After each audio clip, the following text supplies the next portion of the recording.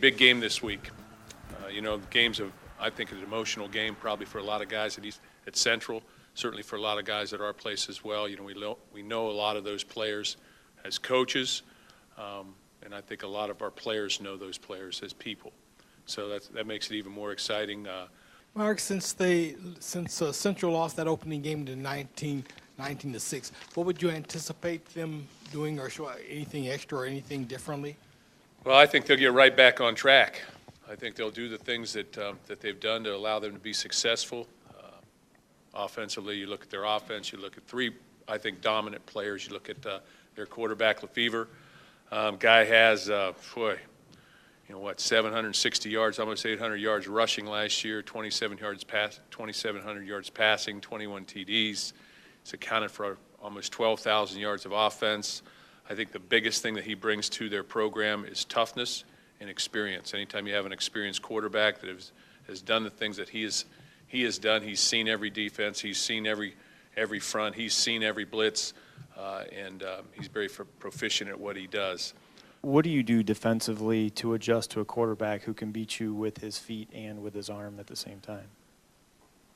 Well, I think what you have to do is you have to be very sound at what you do. You have to tackle well. You have to do you have to keep them. You have to keep a quarterback off base a little bit and do different things at times, give them different looks. But he's seen about every look I think imaginable as we watch films and everything. So, can't give you the game plan. Okay, not that there's anything enlightening there. We're going to pressure. We're going to do the things we need to do. We need to play the ball in the deep part of the field. There's no question about that. We're going to make plays on the ball. When the ball goes up in the air off a tip, we got to come up with it.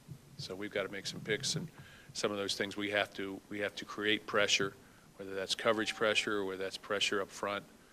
Our defensive front has to have a good game, and cutbacks, and we have to be very gap sound in terms of what they're doing.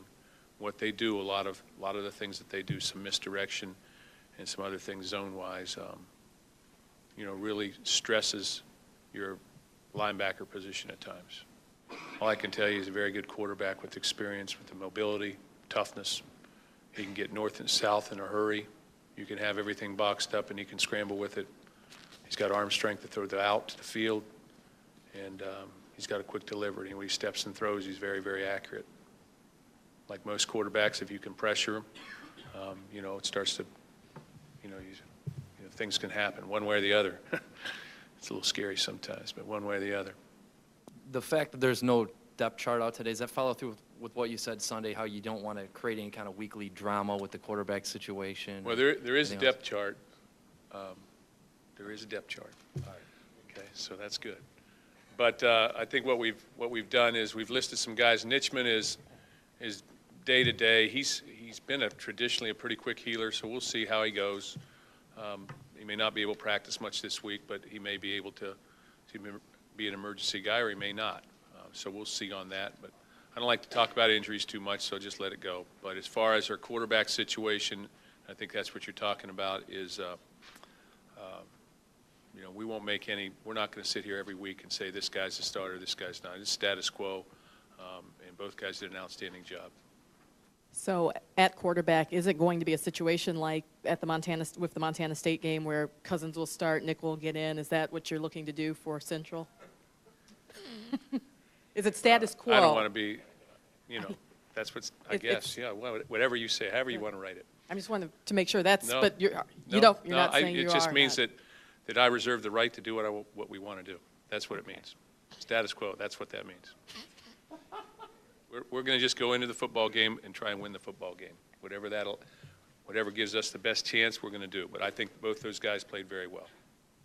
Some of the true freshmen had an impact right out of the chute here. Do you expect that to continue to the extent it was in the first game? Do you see guys like Deion Sims growing in? Are there other first-year guys that you think you'll be counting on more and more? There may be a couple other first-year guys that would play into it, but we would probably try and hold those guys, unless there's some significant injuries. Those four guys will probably continue to play. That's our plan right now, significantly. And, when you start playing them, that's what you want to do. You play them for a reason. So I do see them being a part of our offense and defense. my focus is, or our focus is on now, what we have to do. So to take them lightly would be a very big mistake. And I can assure you that as I drove home late last night, we're not taking them lightly.